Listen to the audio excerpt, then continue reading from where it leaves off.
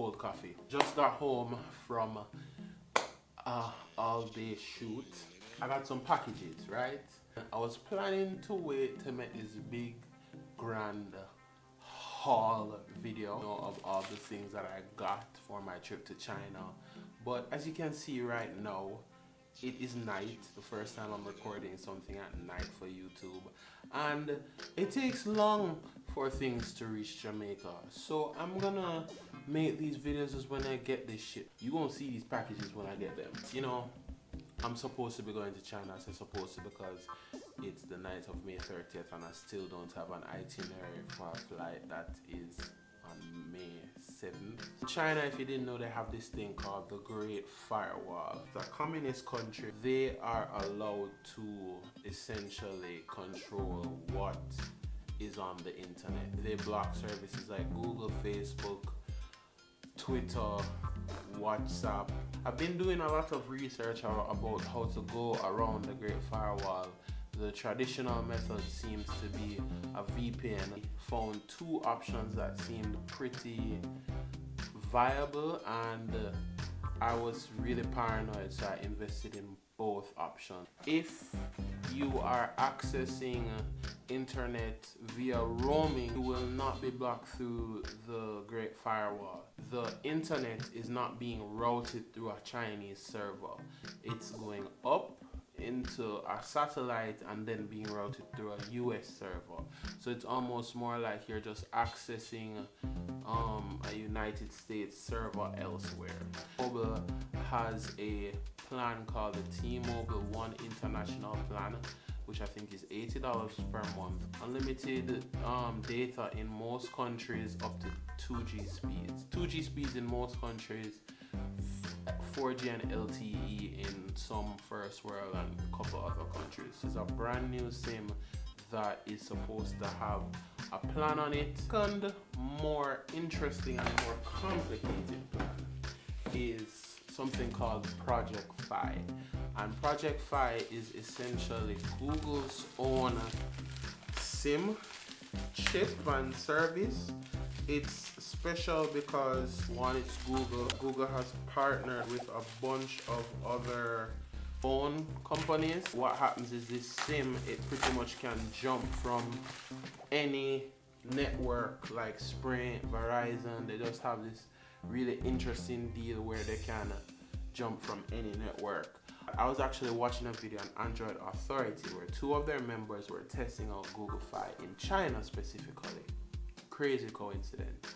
And they were saying that Project Fi was giving them really good speeds over there, and it was just easy for them to use. You have to activate it in a phone that is compatible with Google. There's a list of specific phones that Google has said this is where you have to activate the Project Fi SIM in there. And you can't just borrow a friend phone and activate it in there and give them back. It has to be like just a phone that you activate the SIM and then you can take it out and put it in whatever phone you want it. So I went onto a website called Swapper, and one of the approved devices was a Nexus 5. So I bought a Nexus 5X for $80, and I just unboxed it. This is the first I'm seeing it. I thought this phone was smaller. I'm gonna just use this to activate my Project Fi SIM, and pretty much I will just drop it into my personal phone after I activate it. Did this guy even wipe his phone? It's the Nexus 5X. So this came out around the same time as the Nexus 6P. And yo, in no time, Project Fi is, the Fi is up, see there? Though you can see it, but it says Project Fi has coverage here. Data is $10 per gigabyte and SMS is unlimited, just like home. Cellular calls are 20 cents per minute and rates vary for Wi-Fi calls. It seems to have a wide amount of countries that it works in. It's very easy to pay for your service online, and you can deactivate your service whenever. Just kick back in the SIM when you want it. For me, someone who's a digital nomad and travels around for work, it's good to have an option like this, knowing that I can just put a SIM in a phone anywhere and I can just get like data. After 6 gigs, like after you buy 6 gigs, it's unlimited. So pretty much after $60, it's unlimited for that month. The thing about this is that it has 4G in more places than the T-Mobile SIM. With very little resistance, the Project Fi was successfully set up. Fi network.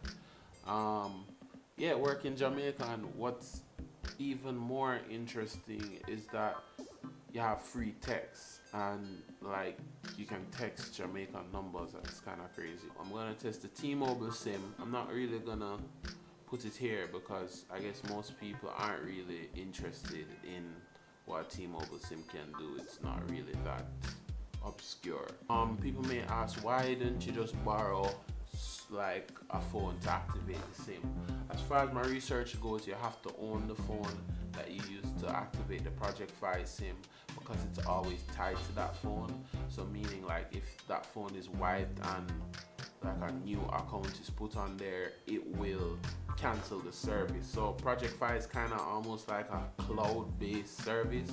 So it's almost like the main connection is with this phone. You don't have to use the phone, but even if the phone is off, it has to just be connected, because if that phone is just removed from your Google account, so it's like a Nexus phone or a Google phone, is your connection to Project Fi. So if that's removed from your Google account, you also lose the Project Fi access.